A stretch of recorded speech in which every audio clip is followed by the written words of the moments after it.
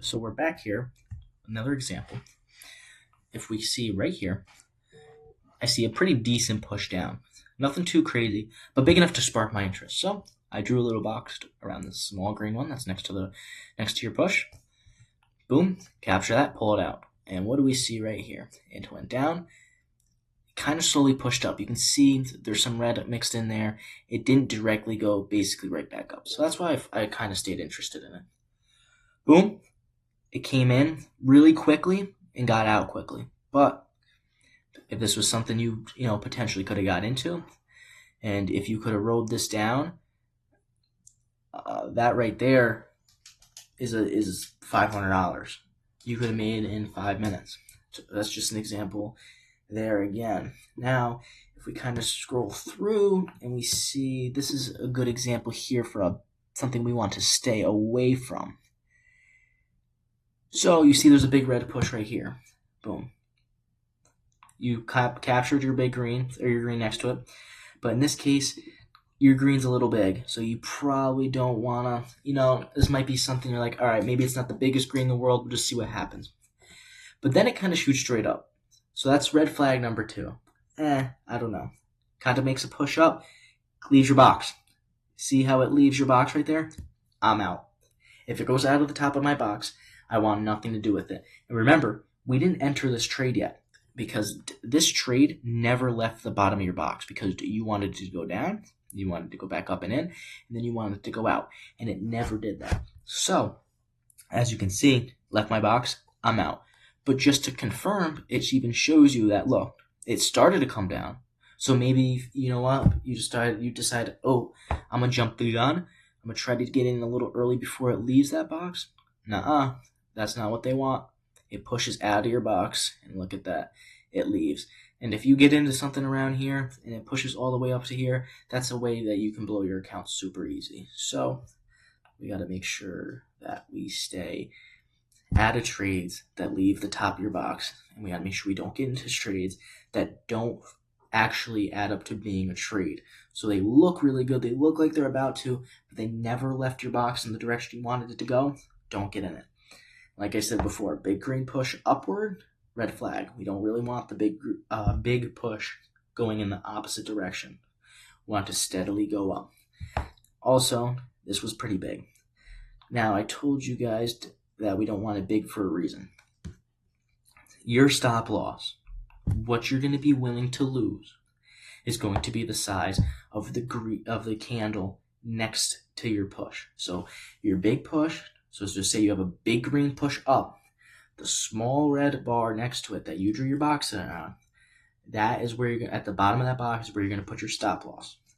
So that's what you're going to have to be willing to lose, because every trade is not going to work out perfectly.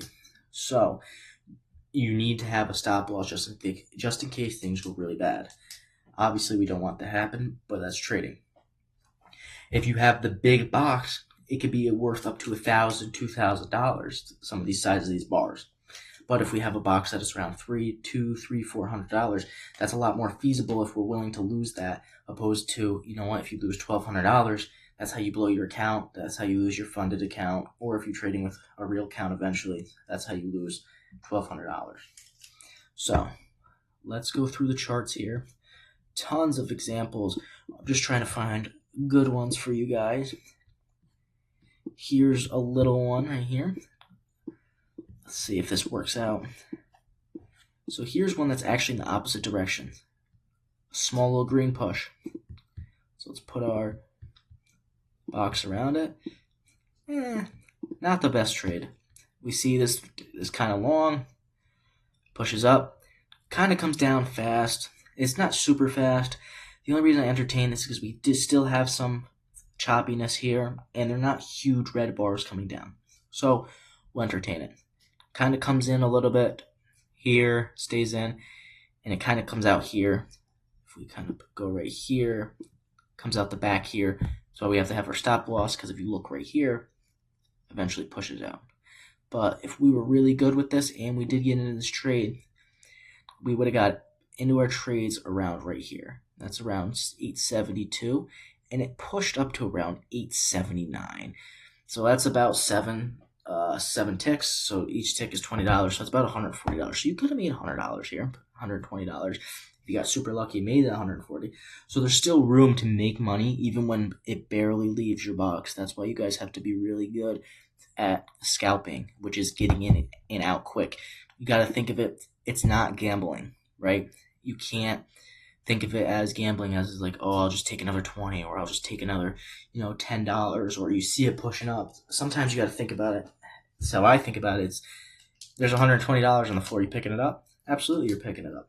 That's why you have to know, when you see those triple digits, especially, you might just want to take it, because even though sometimes it pushes and it could have tripled your profit, leaving profitable is better than losing money. So that's why we have to have that in our brains too. All right, so that's really going to be it for this video. I know I kind of packed it and made it a little longer than it should have been. I try to make this thing simple for you guys to help you out. Watch this video over again if you need help. I'll come out with some more if you guys need more help. Go in your charts, look to do this, capture the opposite bars, look for the big push, capture the opposite bar in your box, have it slowly go back into your box.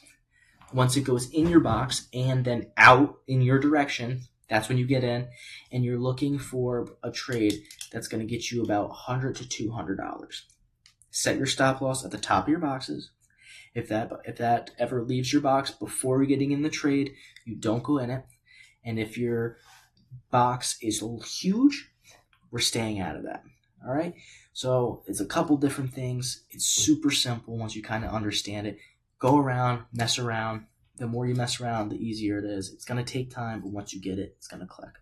All right. Thanks for watching, guys. Let me know if you have any other questions, and I'll help you.